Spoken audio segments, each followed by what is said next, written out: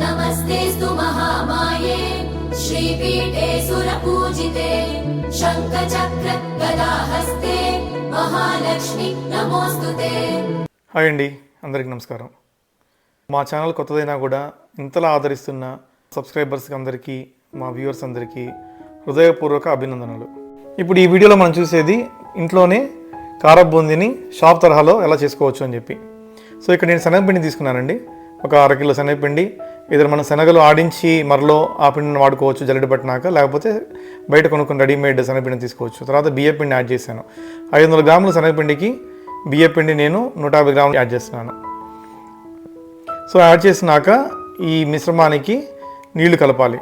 So 1/2 kilo శనగపిండి తీసుకున్నాం కదండి, దీనికి కనీసం 1 నుంచి 1.5 గ్లాసు నీళ్లు కలుపుతూ ఉండాలి. ఈ నీళ్లు కలిపే విధానం ఏంటంటే ఒకేసారి కాకుండా మనం ఈ విస్కర్తో బీట్ చేస్తున్నప్పుడు, తిప్పుతూ ఉన్నప్పుడు కొంచెం కొంచెం యాడ్ చేసుకుంటూ ఉండాలి. దానివల్ల ఏంటంటే ఉండలు చుట్టుకోకుండా ఉంటుంది పిండి.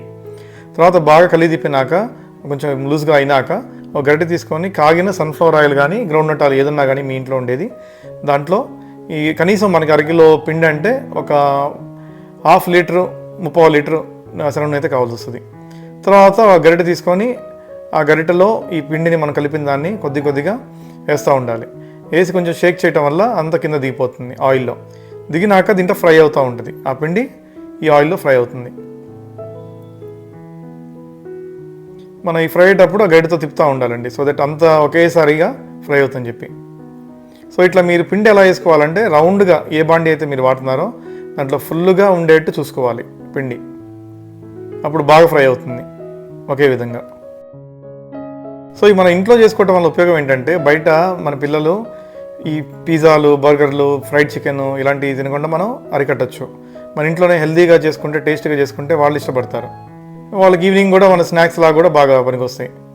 లేకపోతే మీరు మిక్సర్ లాగా దీంట్లో అన్నం తిన్నా కూరలో కూడా కలుపుకొని తినచ్చు.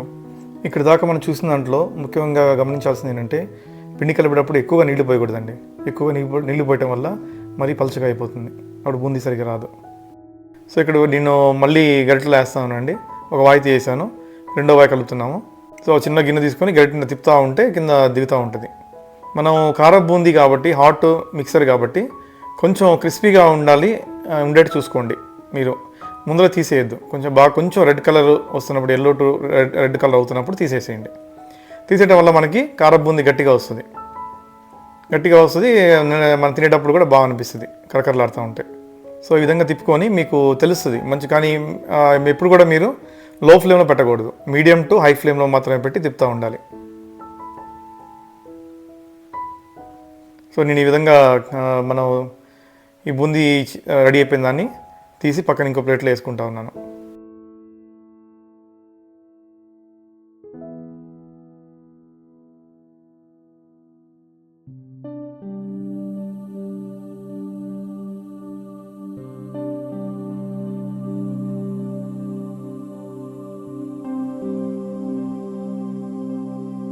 సో ఇక్కడ మీరు చూస్తే ఇది కొంచెం చూడండి కరకరలాడుతూ ఉంది. ఈ పక్కన కొంచెం మెత్తగా ఉంది, ఎందుకంటే అది బూందీ లడ్డు కోసం మేము ఉపయోగించాము.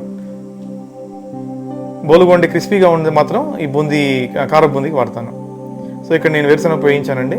వేరుశనగ జీడిపప్పు వేయించి మళ్ళీ దీంట్లో కలుపుకుంటున్నాను. ఈ తయారైన బూందీలో దీంట్లో కొద్దిగా మనకు కావాల్సినంత ఉప్పు, కారం వేసుకుంటున్నాను.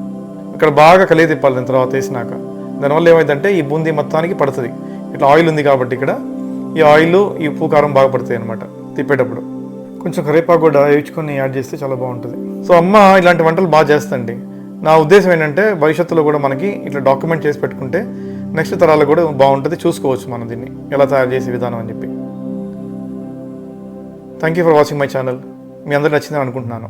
ఇలాంటి మరిన్ని రుచికరమైన వంటల తయారీ కోసం మా ఫామ్ రుచుల ఛానల్ని సబ్స్క్రైబ్ చేసి లైక్ చేయండి.